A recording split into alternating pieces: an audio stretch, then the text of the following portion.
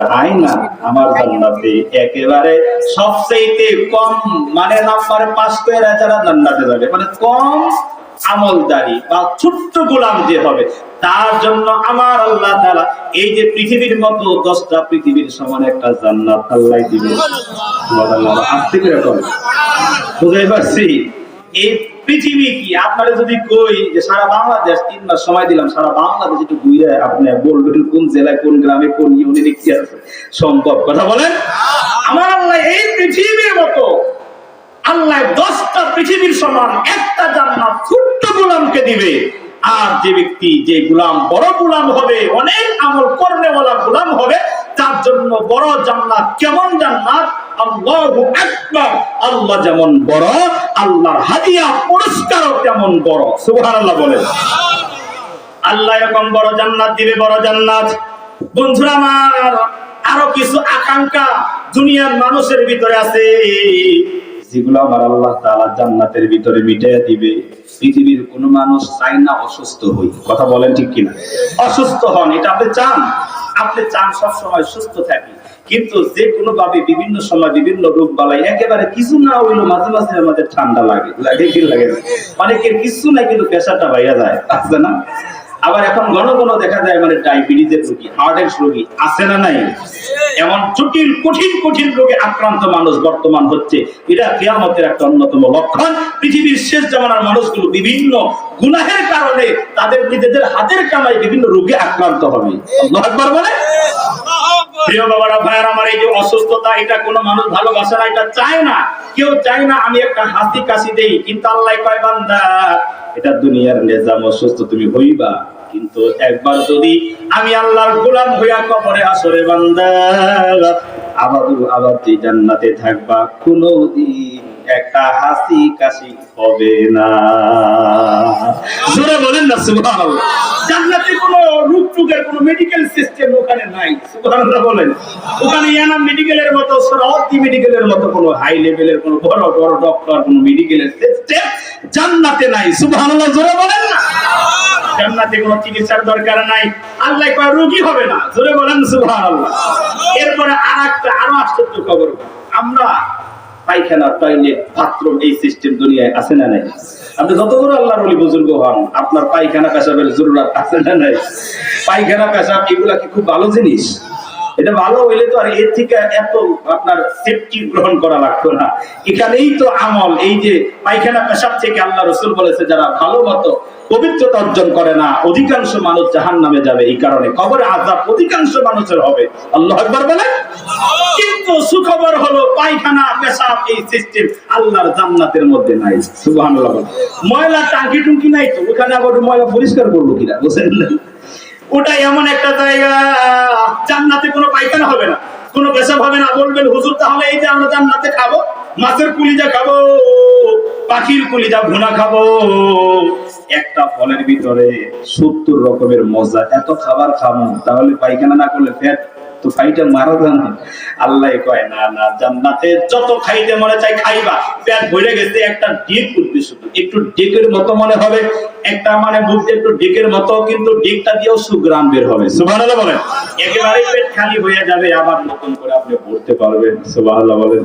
এইভাবে একদিন, 2 মাস, 3 মাস খাইবেন, আবাদুল আবাদ খাইবেন, মানে অনন্তকালের জীবনে খাবেন আর খাবেন। কারণ খাওয়া তো একটা মজাদার বিষয়, একটা ভালো লাগার বিষয়, এটাও জান্নাতের একটা অন্যতম নিয়ামত। সুবহানাল্লাহ জোরে বলেন। প্রিয় বাবারা, ভাইয়ার আমার, জান্নাতীরা খাবে, কিন্তু বাবা পায়খানা পেশাব হবে না। সুবহানাল্লাহ জোরে বলেন। এই যে সিস্টেম। এরপরে আমার আল্লাহ কয়, বান্দা তোর দিলের খবর আমি জানি, দুনিয়ার কোন মানুষ এরকম নাই যে বুড়া হয়ে যায়, এটা কেউ চায় না। 80 বছরের বুইরা এও দেখবেন পারলে ক্লিন শেভ করে, আছে না নাই? মানে উল্টা মারে, আবার মানে সেলুনের দোকানে গিয়ে কয় আমি তো অনেক শক্ত হয়ে গেছে, এমনি মেরে দেয়, আছে না নাই? আমাদের এদিকে নাই, বুড়া মানুষ সেফটেভ হয় না, কিন্তু অনেক মানুষ জানে বামে আছে যারা বুড়া হয়ে গেছে, 50, 60, 70 বছর হয়ে গেছে, এখনো দাড়ি কামায়, আছে না নাই? মানে একটু দাড়ি না মানে কামায় রাখলে একটু জোয়ান জোয়ান ভাব মনে হয়, এরকম একটা ফিলিংস তার আসে। কথা বলেন ঠিক না? কিন্তু যতই দাড়ি কামা বুড়া, এটা আপনি আলটিমেটলি হবেন, ঠিক কিনা বলেন? এটা বার্ধক্য ধরে রাখতে পারবেন না। দুনিয়ায় কেউ বুড়া হইতে চায় না। আল্লাহ কয় জান্নাতের ভিতরে আমি আল্লাহ তাআলা এমন নিয়ামত দান করব, জান্নাতের ভিতরে আল্লাহর কোন বান্দা বুড়া হবে না, কোন বান্দি বুইড়া হবে না, কোন বান্দি বুড়ি হবে না। আমার আল্লাহ এক বর্ণনায় আসছে 33 বছরের যুবক হবে সবাই। 33 বছর এরকম একটা তাগড়া জওয়ান হবে, এই মানুষটা কোনোদিন বার্ধক্যের সকলে পড়বে না। মনে করেন 100 বছর, 1000, 2000 আবাদুল আবাদ চলতে থাকবে। 33 থেকে কোনোদিন 34 বছর হইব না। সুবহানাল্লাহ বলেন। এটা জান্নাতের নিয়ামত। আরো আযীব নিয়ামত হলো আল্লাহ কয় বান্দা তো কোনোদিন মরতে চায় না। মরতে চান নাকি আপনারা? আমি চাই না। মানে বাঁচবো কেমন এই চিন্তা আমার দিল আছে, আপনাদের আছে নাকি? তাহলে মিল আছে আপনার সাথে আমার সাথে। মরতে কেউ চায় না। আল্লাহ কয় যতই কৌশল অবলম্বন করো মরতে চাও না, কিন্তু মনে রাখবা এই দুনিয়ার জমিন ছেড়ে তোমার চলেই যাওয়া লাগবে। কুল্লু নাফসিন যায়িকাতুল মাউত। আল্লাহু আকবার বলে প্রত্যেক প্রাণী মৃত্যুর স্বাদ গ্রহণ করবে। সবাই মরা লাগবে, মরে যাব।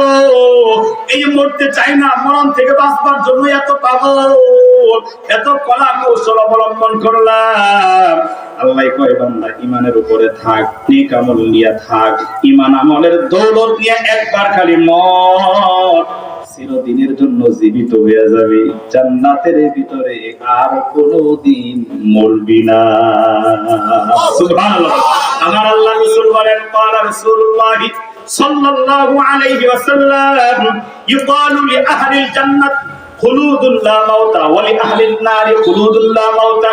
আল্লাহর নবী বলেন জান্নাতীরা জান্নাতে যাওয়ার পরে এক ঘোষণাকারী ঘোষণা দিবে, জান্নাতীদেরকে বলবে ও জান্নাতীরা জান্নাতে থাকো। ইউকালু লি আহলিল জান্নাত খুলুদুল লা মাউতা, আর মরণ জরণ তোমাদের নাই, কোনদিন মরবা না, থাকতে থাকো। সুবহানাল্লাহ বলে। ওয়া লি আহলিন নারি খুলুদুল লা মাউতা, জাহান্নামীদেরকেও ঘোষণাকারী ঘোষণা করবে জাহান্নামীরা জাহান্নামে থাকো আবাদুল আবাদ, আর কোনদিন মরণ আসবে না। বন্ধু গো, জান্নাত জাহান্নামের মাঝখানে মরণ নামের যে জিনিসটা, এই মৌতের মৌত হয়ে যাবে, আর কোনদিন মরণ ডিস্টার্ব করবে না। সুবহানাল্লাহ বলেন। প্রিয় বাবারা ভাইয়েরা আমার, এখন আমি আমার মূল আলোচনা দিকে যাচ্ছি, তবে আলোচনা শর্ট, একেবারে 10 মিনিটের ভিতরে আমি শেষের দিকে নিয়ে যাচ্ছি। খুব হৃদয়ের কান্নারা, এই যে এতক্ষণ আমি জান্নাতের কথা বললাম, ঈমান আমলের দৌলত নিয়ে যদি ভালো মানুষ হইয়া যদি আপনি ইয়াউমা লা ইয়ানফাউ মালু ওয়ালা বানুন ইল্লা মান আতাল্লাহা বিকলবিন সালিম। আল্লাহু আকবার বলে।